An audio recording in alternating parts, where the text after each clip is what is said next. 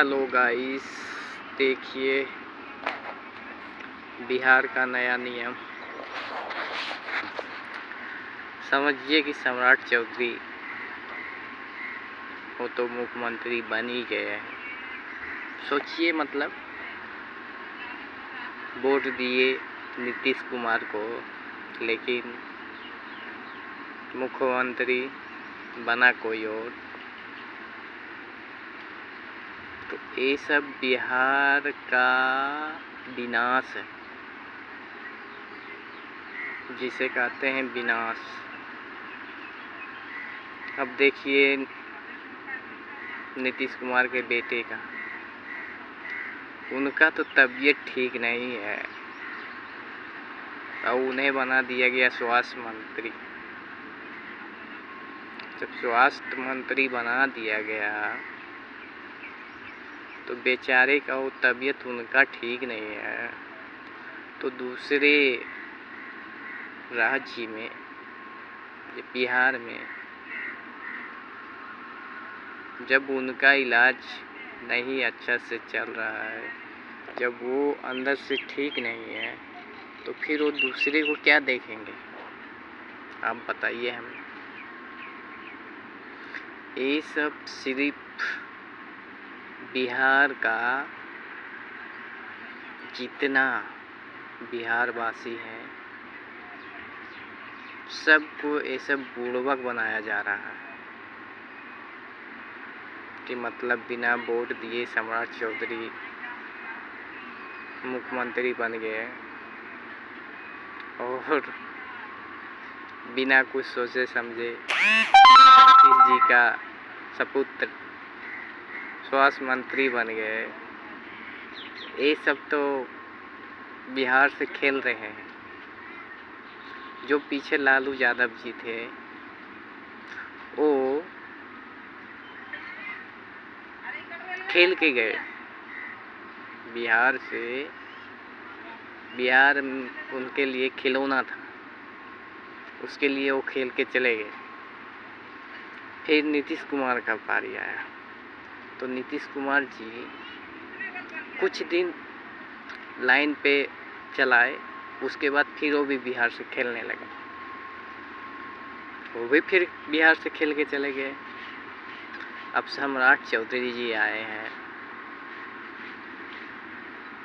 बताइए, मैं तो सिर्फ इतना ही जानता हूँ कि मतलब वोट दिए किसी और को, प्रधानमंत्री बना कोई और है। ये सब क्या है? बिहार वासी चुना किसी और को और प्रधानमंत्री बन गया कोई और। हम तो पढ़े लिखे नहीं हैं, हम तो अंगूठा छाप हैं, लेकिन उतना तो समझ आ रहा है कि मतलब बिहार के साथ क्या हो रहा है। उतना समझते हैं, ये नहीं समझते जितने गांव शहर जितने भाई हैं बिहार में, सब सोच लीजिए एक दिन ऐसा टाइम आएगा ना कि पाकिस्तान जैसा कुछ नहीं, बिहार में कुछ नहीं मिलेगा। रहिएगा हिंदुस्तान में ही, लेकिन बिहार में कुछ नहीं मिलेगा, क्योंकि कमाते हैं खाते हैं। हम लोग यहाँ कमाते हैं 2 रुपया, वहाँ बढ़ता है 4 रुपया।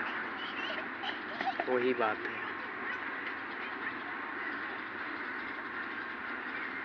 देखिए अभी कम से कम 8 महीना हो गया है घर परिवार चलाने के लिए अभी गांव नहीं, घर नहीं गए।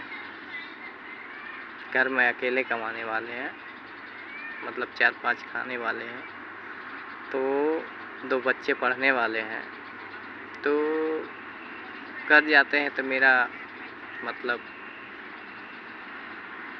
कर्ज पैसा खाने के लालच पड़ जाती है, उसके लिए घर नहीं जा पाते हैं।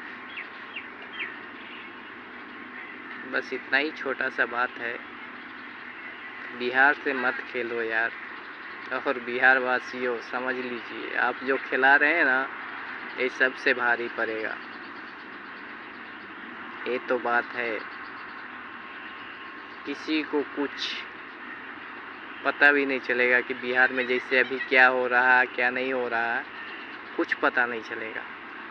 एक सरकारी मतलब वही प्राइवेट सरकारी हॉस्पिटल में जाते हैं। मैं खुद गया था, मतलब शायद 25 में ही